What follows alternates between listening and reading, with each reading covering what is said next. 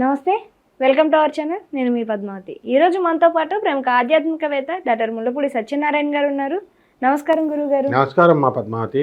గురుగారు, మే నెలలో గురుగ్రహ మార్పులు అనేవి జరగబోతున్నాయి. అయితే దీనివల్ల వృశ్చిక రాశిలో ఎటువంటి మార్పులు ఉండబోతున్నాయి అంటారు? వీరికి ఏ విధంగా ప్రభావితం చూపిస్తుంది గురుగ్రహం?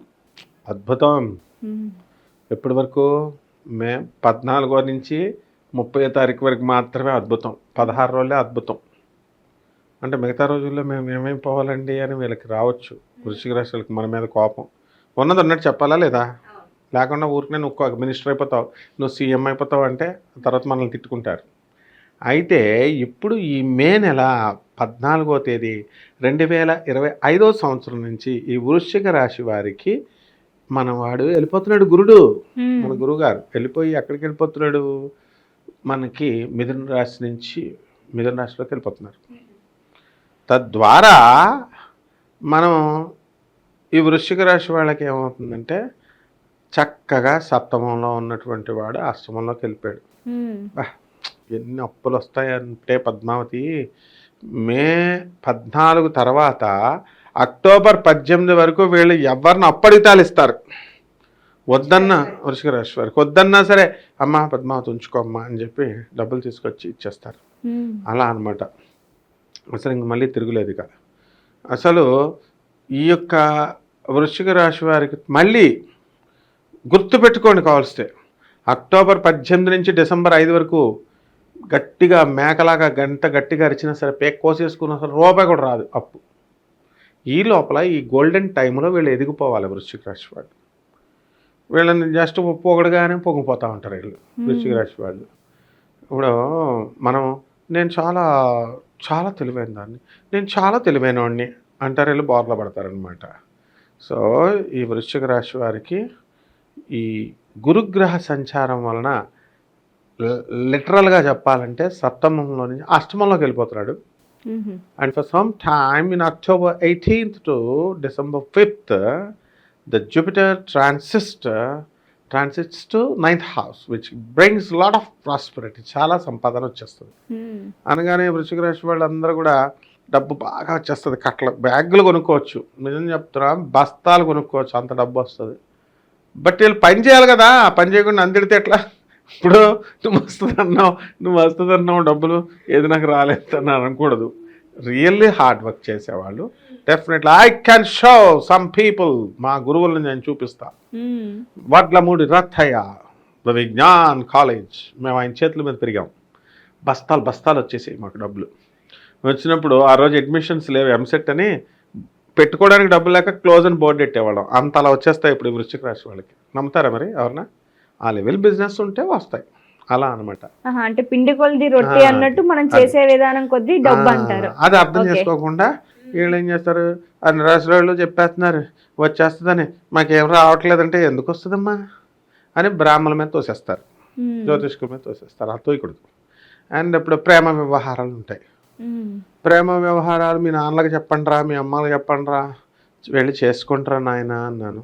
ఇప్పుడు ఎక్కువ బ్రేకప్స్ అవడానికి అవకాశాలు ఉన్నాయమ్మా. ఇప్పుడు మనకి ఈ పీరియడ్ ఎప్పుడు మే 14th నుంచి అక్టోబర్ 18th వరకు బ్రేకప్స్ ఉంటాయి.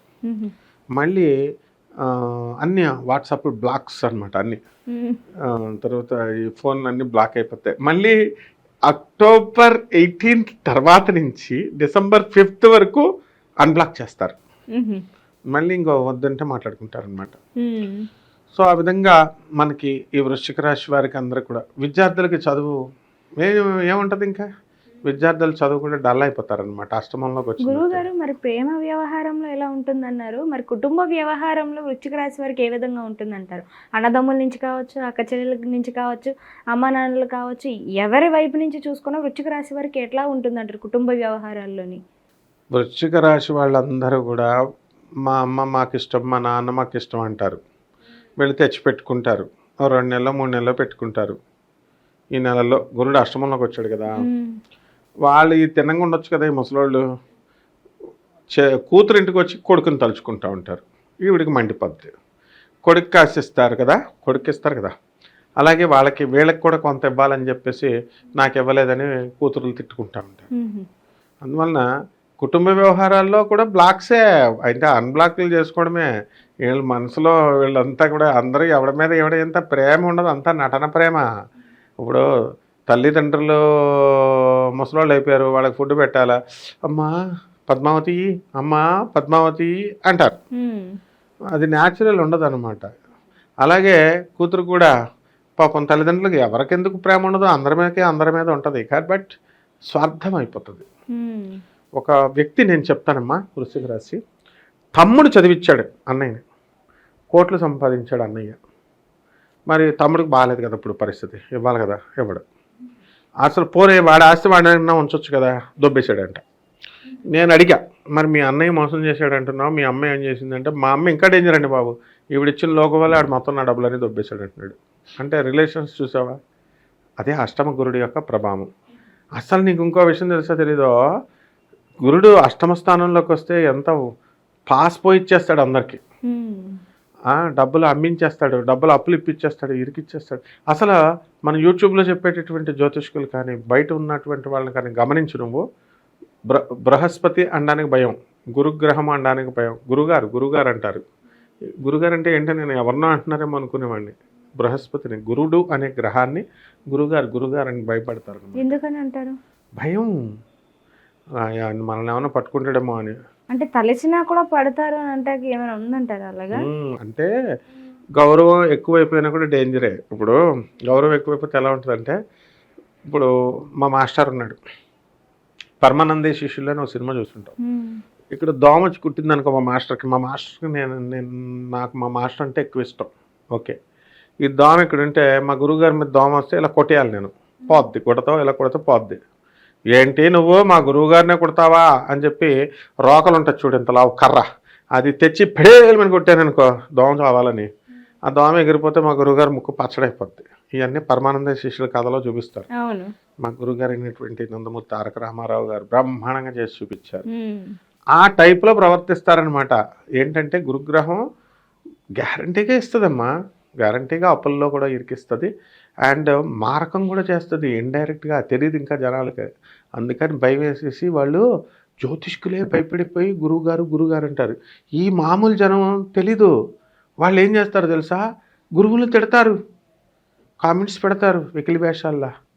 గురుత్యాగీ భవేన్ మృత్యు, మంత్రత్యాగీ భవేత్ దరిద్రత, గురుమంత్రత్యాగీ గయేత్ ఎక్కడికంట, రౌరవాది నరకాత్. క్లియర్గా చెప్తోంది. గురువు గారి మీద కామెంట్లు పెట్టాము మనం, సరదాగా ఉందామని. మన మీద పెట్టే దమ్ము ఎవడికి లేదు, అందరికీ పెడతా ఉంటారు. అలా పెడితే ఏమో తెలుసా, గురువుని కనుక విమర్శించిన, గురువుని తిట్టిన మృత్యువే డైరెక్ట్. మంత్రాన్ని కనుక తిట్టిన, మంత్రాన్ని వదిలేసిన దరిద్రుడైపోతాడు.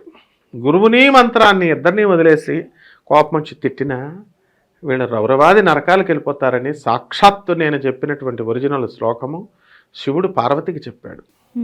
అందుకని భయపడతారు మన పంతులు గారికి, జ్యోతిష్కులకు, అందరికీ గురువు యొక్క వాల్యూ తెలుసు కాబట్టి భయపడి బృహస్పతిని గురుగారు అంటారు. ఈ జనం మాత్రం ఇలా అలా అని పెడతా ఉంటారనమాట విమర్శలు. అదమ్మా గురువు గారు. కానీ ఎంత చూసినప్పటికీ వీరికి కాస్త కష్టతరమైన అవకాశాలు అయితే కనిపిస్తున్నాయి. మరి వీరికి గురుగ్రహం మార్పుల వల్ల మరి వీరు ఎటువంటి పరిహారాలు చేసుకోవాలంటారు?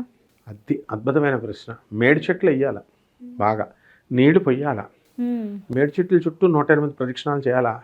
వీళ్ళు చేసిన పాపాలన్నీ కూడా అది పీడిస్తుంది, అది లాగేస్తుంది. స్పాంజ్ ఎలాగైతే మురికి నీళ్ళని లాగేస్తుందో ఈ మన యొక్క మేడి చెట్టు కూడా. ఔదుంబర దిగంబర దిగంబర శ్రీపాద వల్లభ దిగంబర.